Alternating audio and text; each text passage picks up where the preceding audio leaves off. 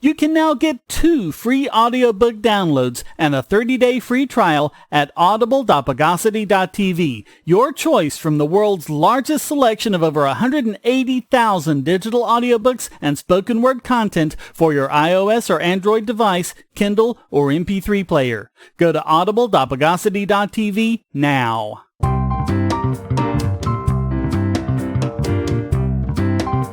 Welcome to the Bogosity Podcast for the week of February 11th, 2018. The podcast that fritters and wastes the hours in an offhand way.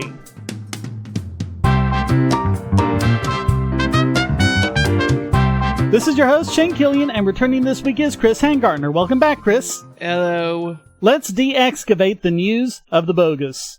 Well, here's another glimpse of how the rest of the world used the U.S. A British appeals court has refused an extradition order to the U.S., citing inhumane treatment of prisoners. Oh, what else is new? Laurie Love is a Finnish-British hacker who's been charged with stealing data from the Pentagon and NASA. He's under indictment in the U.S., and so the U.S. filed for extradition, and the British court has said, no way. Both his father and a psychologist testified that he should not be extradited to the U.S. because of several disorders he suffers from, including autism, eczema, psychosis, and depression. Although last September the British ruled in favor of extradition, Love's attorneys appealed, and the appeals court rejected the extradition. The reason cited was inhumane conditions in U.S. prisons, adding that America could prosecute him in a U.K. court. Yeah, I never understood the whole point of being tough on crime. It's a good thing that riles the voters up, whereas everyone who says, hey, maybe we should back off a little bit of that, they get accused of associating with criminals. No. Prison officials told the court that Love, quote, would be restrained and escorted by marshals who would observe him within close proximity during the flight, having checked him for anything he might be able to use to harm himself, and also that they would keep him in isolation to prevent him from committing suicide. But suicide prevention programs in U.S. prisons are so barbaric, they actually increase the likelihood of suicide, and isolation is considered by experts to be psychological torture as they're kept in a tiny room and only let out for 1 hour a day. Yep, that's the U.S. policy of dealing with psychopathic people, That's why I cringe whenever time someone says, the U.S. government needs to better fund the Mental Health Institute, and I'm like, have you seen the mental health facilities we had, in the 60s and 70s? Prisoners on death row were treated better than those people. Oh, even the ones today, they're like maximum security prisons. They're like the worst ones you'd never want to go to. And I can understand a lot of stuff like that, and I can understand why an asylum you'd want to keep control, because there are some dangerous people in there, but at the same time, if you put them in those conditions, you're going to make them dangerous. And I think I've used this analogy before about other things. It's like if you've got a dog who bit someone, and maybe it was just like a one-time thing, and maybe it was just a harmless little nip or something, but then you keep the dog chained up, perpetually chained, and you don't run him, or you only let him off once in a while, then of course he's going to get aggressive and vicious because you're keeping him chained up. Yeah, and he's not socializing, Yeah, and that's what they're saying they need to do more with mental health people is get them socializing more, starting with their other inmates, but making it more of a community than a hospital. I understand that there are some dangerous criminals that will never change, and, it's obvious the only course of treatment is to lock them away forever, but there's a lot of people where the reason why they reoffend is because you just throw them in prison for a couple of years, and when they come out, they've learned nothing, They've learned how to be better criminals. Yeah. You put them in for 20 years because of possession of a few ounces of a plant, and they come out hardened criminals, and they've made all these criminal connections while they were in prison. Yeah. Cambridge professor of developmental psychopathology and autism expert Simon Baron-Cohen testified, saying that he, quote, took issue with the sufficiency of the protocols operated in America to support prisoners with Asperger's syndrome, depression, and at high suicidal risk. Mentally ill inmates were often put in solitary confinement where they cannot access mental health services, with especially negative consequences for Mr. Love. He would not receive treatment for clinical depression until it reached crisis suicidal level. The stories I've heard from the inside of the U.S. prison, yeah, he wouldn't survive in there. The court concluded, quote, Suicide watch is not a form of treatment. There is no evidence that treatment would or could be made available on Suicide Watch for the very conditions which Suicide Watch itself exacerbates. But once removed from Suicide Watch, The risk of suicide as found by the judge cannot realistically be prevented on her findings. Mr. Love already experiences severe depression at times. It is very difficult to envisage that his mental state after 10 years in and out of segregation would not be gravely worsened should he now commit suicide. Yeah, he's either going to end up dead or even crazier than when he came in. Or they probably just drug him up, not to correct his disorder, but just to keep him, dull and not sedated's not the wrong word, but you know what I mean, where they just take your mental functions down and you're like a zombie. It's like, they're not actually trying to cure you, they're just trying to keep you quiet. I've actually heard that that's actually the reason why a lot of mental health institutes used to perform lobotomies, even though it was scientifically proven long before that it didn't work. It was just because it's like, well, who cares? These guys are never getting out of here. Let's just mess up their brains so they won't give us any trouble. Oh yeah, that was the scientific consensus all along. They say, look, these people, they may tell themselves they're doing their best for the patient, but they're really doing the best things for the caregivers just to make it easier for them to be around. Oh yeah. But, they would say it would just completely change your personality, and you would have highly intelligent, lucid, bright, and insightful people just become complete dullards and idiots and just... Yeah, JFK had a sister that happened to her. She was given a lobotomy because she was having these mood swings and all that, and, the parents were like, oh, we don't know how to handle her. There was actually a modern-day psychologist that took a look at what they had, and it's like, look, all she had was dyslexia and a little bit of bipolar disorder, which easily could have been treated with counseling at that time. This isn't the first time the courts have ruled this way. In 2012, the UK refused to extradite British hacker Gary McKinnon, citing human rights grounds since his Asperger's and clinical depression would only be exacerbated in a U.S. prison. Half of all U.S. inmates have severe mental health issues when you combine that with the statistics that show that the U.S. imprisons more of its population than any other country. Yeah, even Russia. Yeah, or China. Yeah. Then it becomes absurd to conclude that there are all these crazy people who are being locked up. The rational conclusion is that these mental health issues are the direct result of prison conditions in the U.S. Yep. And add to that the dearth of treatment options available, and you begin to wonder if it's humane to imprison anyone in this country. Oh, yeah. Say, if you're tired of the promos in this podcast, well, the patrons got it early and with no ads or promos. Just go to patreon.bogosity.tv and donate at any level. Do you have children or nieces or nephews? Are you homeschooling or just want to counter some of the socialist indoctrination most children get in school? If so, go to bogosity.tv/TuttleTwins and you'll be taken to a website where you can get some great books for elementary-age children. The Tuttle Twins books are books about liberty and free market economics that include children's versions of Bastiat's The Law, Leonard Read's I, Pencil, and Hayek's The Road to Serfdom, as well as books about the Federal Reserve and how regulations protect business cronies. They'll learn about the harm caused by eminent domain, or regulations passed in the name of safety, and fundamental concepts of liberty. And as you can see from the sample pages on the website, they're all easy to read and nicely illustrated. They're just $9.99 a piece, or get a special discount as well as free bonuses when you purchase all 5. You can even buy in bulk to donate to schools and local libraries. So get the Tuttle Twins books at bogosity.tv/TuttleTwins. Well, what the cops and their apologists continually tell us is, if you don't want to end up dead like people like Garrett Gardner or Kelly Thomas, just don't behave suspiciously. The problem is, they consider so many things suspicious that it's impossible not to behave suspiciously. Case in point, a trooper pulled over Jose Luis Cortez for having a fairly new minivan and not driving perfectly. In the past, driving sloppily has been considered suspicious, as has been driving too carefully.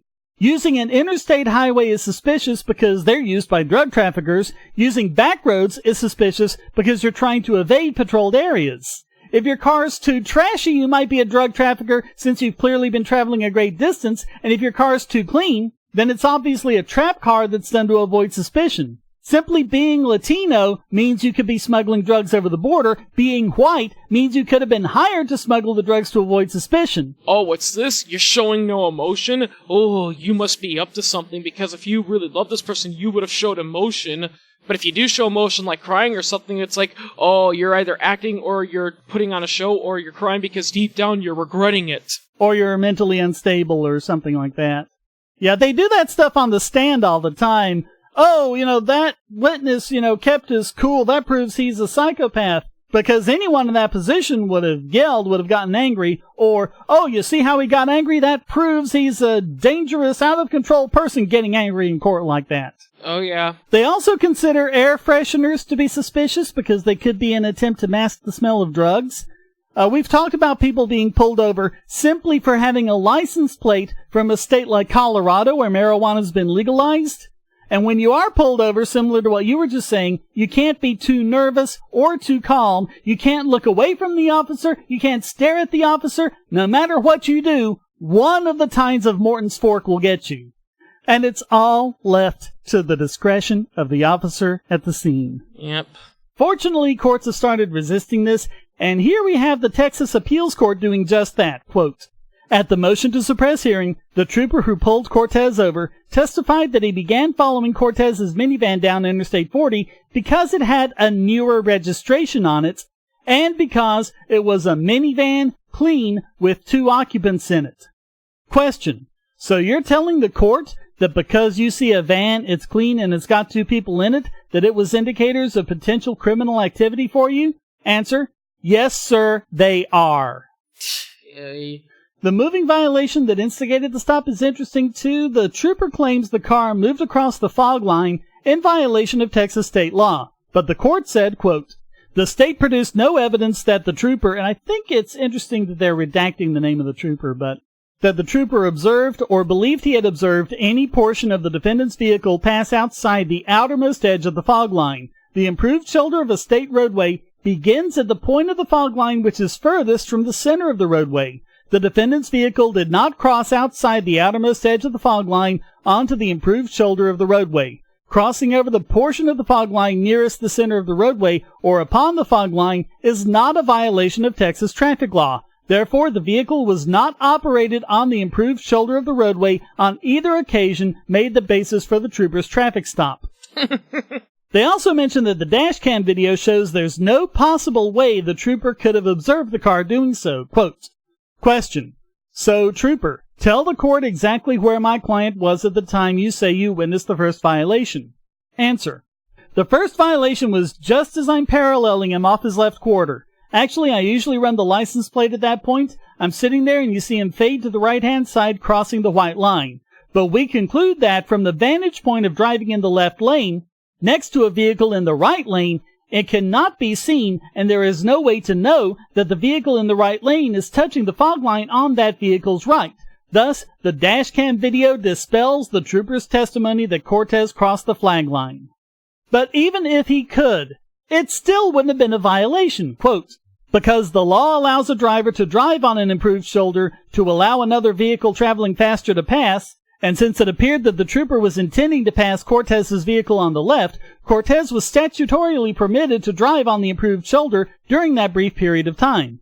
Regarding the second offense observed by the trooper, the dashcam video shows Cortez driving steadily in the right-hand lane on the highway, turning on his right turn signal to exit the highway. By the time that there was any type of contact between Cortez's right tires and the white fog line, Cortez was at the end of the exit ramp, almost to the access road, and he was still signaling a right turn. Because the law allows a driver to drive on an improved shoulder to decelerate before making a right turn, and since it was clear that Cortez was intending to exit the highway and turn right, Cortez was statutorily permitted to drive on the improved shoulder for that brief period of time.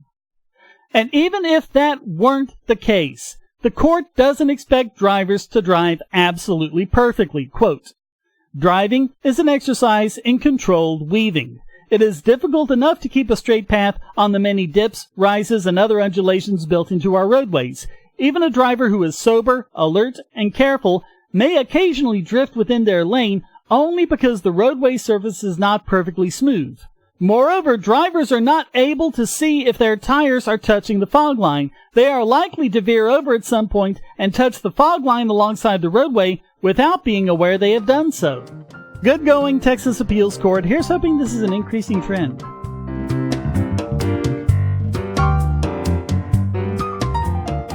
If you're on the Wi-Fi in a coffee shop or hotel, anyone on that network can get your traffic. Do you really trust all of those strangers? For that matter, do you really trust your ISP? A VPN can protect you from prying eyes, disguise your location, and even foil government censors. It's essential in this day and age, so go to vpn.bogosity.tv and you'll be taken to BoxPN. Starting at just $2.99 a month, you can get unlimited high-speed connections to VPN servers all over the world, and they don't log connections, so your privacy is assured. Traveling abroad, just VPN home, and don't worry about what those other governments are doing. Back at home, stop your ISP from traffic shaping and messing with the quality internet access you're paying good money for. You can connect from multiple machines at once, including your smartphone or tablet, and it supports all the secure standards, including OpenVPN and SSTP. Bypass censors and surveillance with your own secure VPN connection. Go to vpn.bogosity.tv.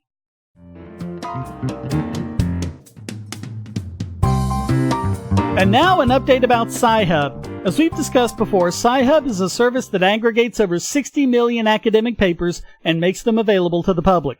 Millions of scientists and academics all over the world praise the site and the job that it does.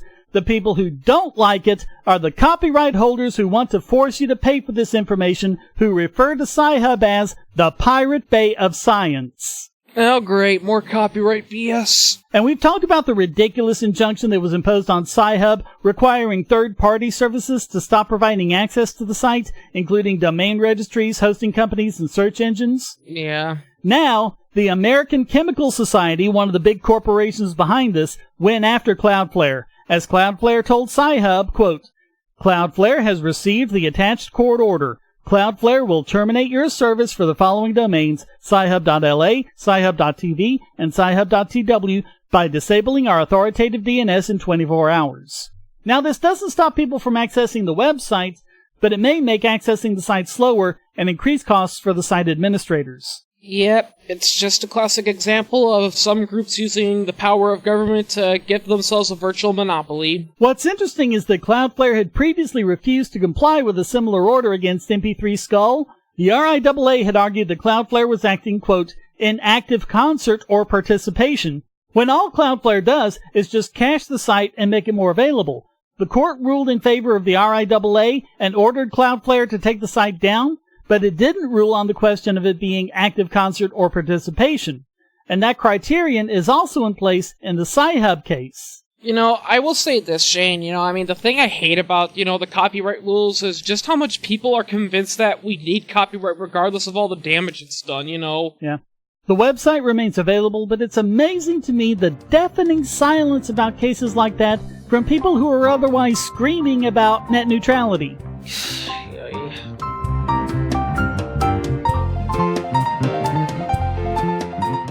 We live in a world where light bulbs connect to the internet, and recent attacks on them prove that your online security is under threat like never before. Not only your websites, but the internet-enabled devices you buy. And the biggest problem is weak passwords. That's why you need LastPass. LastPass allows you to randomly generate strong, unique passwords on the web and on your internet-enabled devices, all protected by one master password.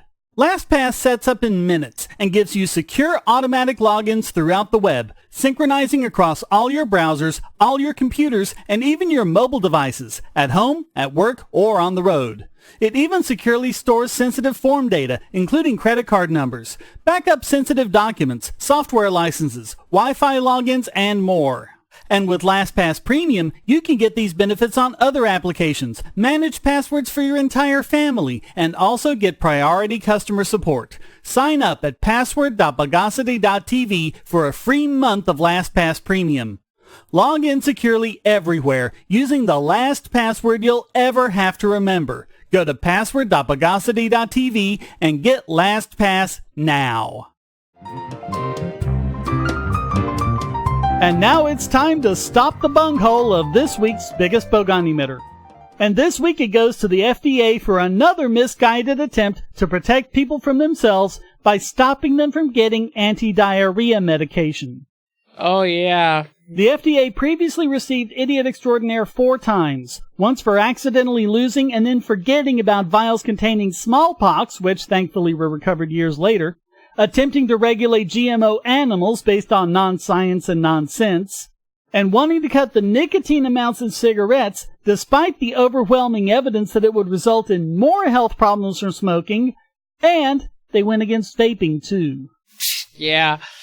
That's not to mention the times we covered that the FDA wanted to regulate video games as drugs, stopping competitors of EpiPen resulting in high prices, making sure homeopathic companies go through the proper process of putting absolutely no active ingredients into their plain water, claiming that walnuts are drugs, Wow. fear-mongering about caffeine, shutting down an Amish farm for selling fresh milk, and even claiming that your own body is a drug that they get to regulate.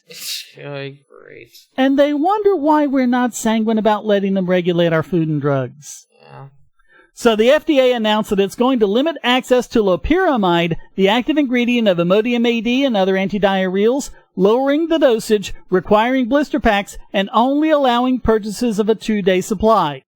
And it's all yet another misguided effort to reduce the hideous slaughter of the non-existent opioid crisis by going after something no one is using to get high. Loperamide works only on the digestive system at regular doses, but although it isn't in any way an opioid, it can have effects on the central nervous system in high doses, way high doses, like 5,000 times the labeled dose, which is generally 10,000 pills. That's so hilarious, when the FDA regulates all these drugs and they say, oh, because there's a chemical in it that causes people to get high, but then if you actually do the math, you would have to, eat, 10 entire packs of that drug in order to get even a mild buzz from it. Loperamide doesn't actually reach the brain. A naturally occurring protein, P-glycoprotein, keeps the drug out of the brain. The extremely high megadoses are required to overwhelm this protein so it can't keep it all out. According to Gizmodo, there's no official data as to how many people are abusing loperamide. Gee, imagine that. This is the government, though. They don't care. But there are some reports of people getting high by putting thousands of loperamide tablets into a blender and making a smoothie.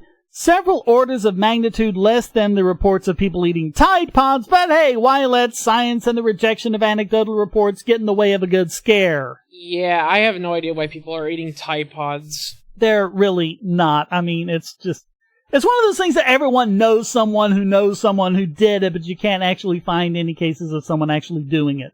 Yeah, well, still, I saw a funny joke one time because there were a few videos of people trying to eat Tide Pods and all that, and one person said, let's do a test, let's all gargle potassium cyanide, and whoever can go the longest without dying gets $200. There was one that was done up like a cooking show, it's like how to prepare your Tide Pods before eating, and he was making things like a Clorox garnish and things like that. Yeah. A little sauce to put over the top of it.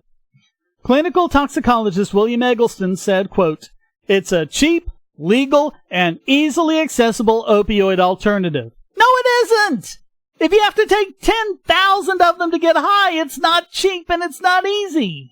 Here's the thing, people love to complain that drugs in the United States are so expensive, which to a certain extent they are, but people fail to realize it's stuff like this why they're so expensive, Yeah. I mean, because of all these little rules and this fear of people getting high, just to buy a bottle of aspirin now can cost you $50 to $20 now. Yeah. And it's funny how this report in The Atlantic fearmongers about the number of calls to poison control centers over loperamide exposure. They say it doubled between 2010 and 2015, but they don't give us any actual numbers. I mean, if it were 1 person in 2010 and 2 in 2015, that would be doubling. Yep. They never give us the actual information we need to evaluate these statistics, and that's kind of telling. And the FDA has also issued an alert for doctors to look out for loperamide abuse, because what better things do doctors have to do with their time? Yeah. It's not as if they aren't overworked with a bunch of mandated government paperwork already. Shane, when you posted that video about opioids, there was actually a couple of people that were accusing you of being a drug addict because, you were trying to bring up that, that you're in chronic pain, and they were saying, well, if you're in so much pain that only a really strong opioid can cure you, I think that's a sign you've got an addiction problem. I'm addicted to not being in pain. And I tell people all the time, because I know a thing or two about addiction. Addiction happens when you take a drug even though you physically don't need it. It's a psychological problem. Yeah, and I don't really take all that much. I will take, I've got, the lowest dose, which is, I think, the 5-325. That's 5 milligrams of hydrocodone, 325 of acetaminophen. And I break the pills in half, and I'll take like one half in the morning, one half in the afternoon. Sometimes I'll need the third half pill. I'm not taking that much. But it's still becoming more and more difficult. And I mean, I've been doing this for over 10 years. I think it's clear I am in no danger of addiction. And yet I gotta go every 6 months and pee in a cup and stuff like that. And I still say it is very hypocritical, for people to say you can't take opioids because they're bad for you, but go ahead and smoke and drink all you want. Well, and it's like there's other stuff that's far worse, because I take gabapentin at night for neuropathic pain, because gabapentin, it's actually epilepsy medicine, but it also blocks neuropathic pain. But it takes 12 hours to get out of your system instead of the 6 hours that hydrocodone does, because if I took a hydrocodone at night, I'm waking up at 4 o'clock in the morning in pain, and the gabapentin keeps me going. But if I take it during the day, I get depression. I mean, not wanting to go and, slip my wrist depression, but just the kind of depression where nothing's worth getting up and making an effort for. Yeah, you're like Marvin from A Hitchhiker's Guide to the Galaxy. Yeah, it's just no point. I'll just stay in bed. No need to get up and make money and pay bills and stuff like that. Well, and also, acetaminophen. How many people are getting liver damage from acetaminophen? Yeah, that Tylenol you take for your headache is more dangerous than Imodium. Oh, yeah. And I mean, even if I'm being completely generous to them and say that, okay, all of this is happening and all of this is just the way you've described and all of this is exactly the problem you say it is, what they're talking about is just going to make it harder for people to get it, and that's just going to drive them to heroin and other harder drugs. Yeah. When will they learn? Yeah, that's why I will never ever believe a person that says, we need to get the government in healthcare. I say, if we want a medicine to go down and become cheaper, we need to get the government out. So all of that makes the FDA this week's biggest boogeyman emitter. If you're going to shop online, use our special links to shop at Amazon. Clear your cookies and go to amazon.bogosity.tv, and you won't pay a penny more for your purchase. If you haven't used the mobile app in the last 12 months, or even at all, go to get5.bogosity.tv on your phone or tablet and get $5 off your order of $10 or more. Go to prime.bogosity.tv for a free 30-day trial of Amazon Prime and enjoy thousands of movies and TV episodes, borrow Kindle books, and get unlimited 2-day shipping for free. And speaking of Kindle, go to kindle.bogosity.tv for a 30-day free trial to Kindle Unlimited. Read over 1 million books and listen to thousands of audiobooks on any device. You can go to music.bogosity.tv and get a free 30-day trial of Amazon Music Unlimited with access to Amazon's entire library of 10 million songs, ad-free and with unlimited skips, and even download to listen offline. All great ways to help this podcast simply by shopping at Amazon.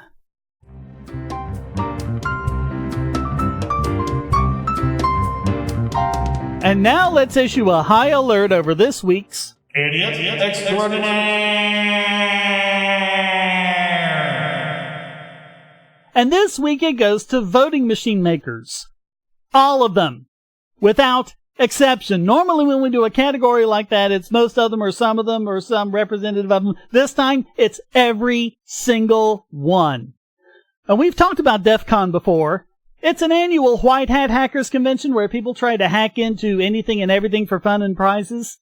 And a lot of stuff gets fixed that way because all the big companies are in on it and giving money to it, and they find all sorts of 0 days that they then go and patch, so it's a great service.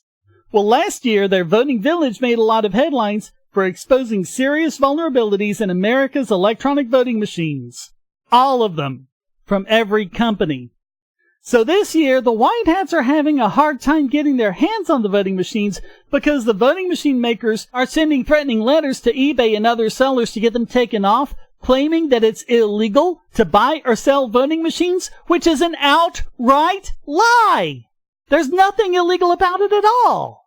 According to Finnish programmer Harri Hursti, co-organizer of Voting Village, they're having a hard time getting the voting machines for the conference because the voting machine manufacturers are sending threatening letters to eBay. Of course, none of this will stop the black hats from getting their hands on them. Yeah, you need those white hat hackers. You need them to break into your stuff and, try to steal your information because they're helping you figure out, well, here's what you can do to make it more difficult for us. But it's like I said, most of the industry likes DEF CON and Pwn to Own and things like that, because that's how they can find all these things and fix them. And like you said, some websites like Facebook, do say, if you successfully hack into someone, we'll give you this big prize if you agree not to publish the information and also show how you did it so we can better patch up our system better. Yeah, they give you a bug bounty. Yeah. Well, DEF CON has been cracking voting machines since 2004. The industry has been unwilling to even acknowledge the problems they've uncovered. And DEF CON just comes back year after year with more challenges. And they've shown that these machines, all of them, from every single manufacturer, are badly maintained, hideously backdoored, and so easily hacked that even DEF CON hackers are stressed out about their own local voting process. And it's pretty funny because a lot of people are going to say, well, what's the worst that could happen? I mean, they're going to figure out, who's going to win and all that. And I'm like, people, voting machines, have a lot of your personal information on there. So if a Black Hat hacker hacks into there and he gets all this information, he's just like, hey, there's 500 people in this voting machine.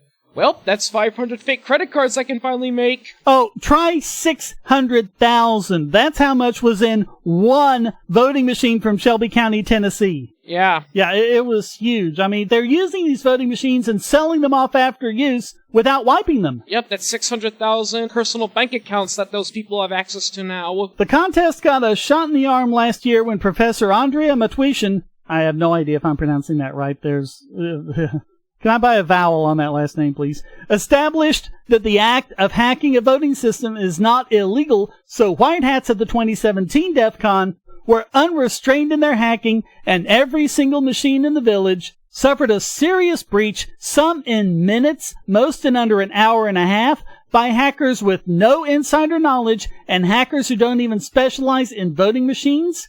Many of them hadn't had basic OS or software patches in a decade. Some of them were even hacked without any physical access at all. And just an example, all Sequoia brand machines shared a single common hard-coded password. Yeah. Personally, I like the system my county uses. A cardstock page with the candidates' names on it, and you take an ordinary ballpoint pen and fill in the oval next to the one you want to vote for. Yeah, we do that too in Green Bay, yeah. Yeah, the Russians can't hack a piece of paper. Yeah. Yeah, that's another thing, too. Even if it was true that the Russians, hacked the elections, which, by the way, they didn't, people, so quit spreading it. Well, they made attempts. They did make attempts to hack the voting machines. What they found was that our elections are so decentralized that it's really pretty much impossible to do because you've got all these different precincts with different ways of doing things. Yeah, but even if they did successfully do it, all that demonstrates is that we are incompetent when it comes to cybersecurity. Yeah. And I mean, I've said this before, but before I'll even consider whether a voting machine to be used, you need to do this at a minimum. Just not the whole criteria, just to start the conversation. This is what you need to do. 1. The software for it must be open source. 2. It must be independently and publicly audited. 3. It must have a paper trail. And 4. It must be completely air-gapped and kept in a Faraday cage throughout the entire voting process. Personally, I think it's just a lot easier, simple, and more secure to use cardstock. Also, number 5, make sure the password isn't 12345. So all of that makes the voting machine makers, and for that matter, anyone who would even consider using them in an actual election, this week's Idiot Extraordinaire!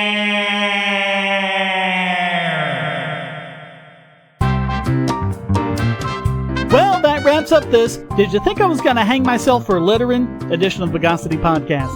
Come join the discussion at forum.bogosity.tv and feel free to send a question, statement, news article, or rant in text or audio to podcast@bogosity.tv. This podcast depends on you to keep going, so please donate using the links on the website or the QR codes in the thumbnail, or support Shane DK on Patreon and Maker Support, and get the podcast and YouTube videos early and without ads or promos.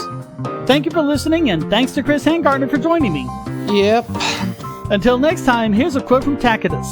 The more numerous the laws, the more corrupt the government. The Bogosity Podcast is licensed under Creative Commons Attribution, Non-Commercial, No Derivatives 4.0 International License.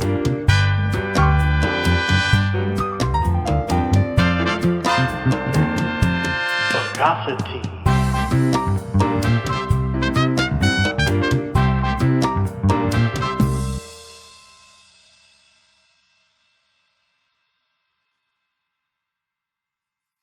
Want answers to creationist claims against evolution? Would you like to know more about evolution yourself, or even engage creationists more directly, with actual peer-reviewed sources to back you up? My book, How Evolution is Scientific, is designed to show the basics of evolutionary theory and how it is so well supported using the scientific method. It's impeccably sourced, with references to the actual scientific material, and is arranged using the creationists' own criteria of what is scientific. Using their own arguments against them, see how evolution is scientific, but creationism is not, based on observations, accurate predictions, logic, and evidence. Get answers to common creationist claims, and even a primer on abiogenesis, the start of all life. It's all in my book, How Evolution is Scientific, available at Amazon and on Kindle, EPUB, and PDF as well. Get How Evolution is Scientific and never be taken in by creationists again.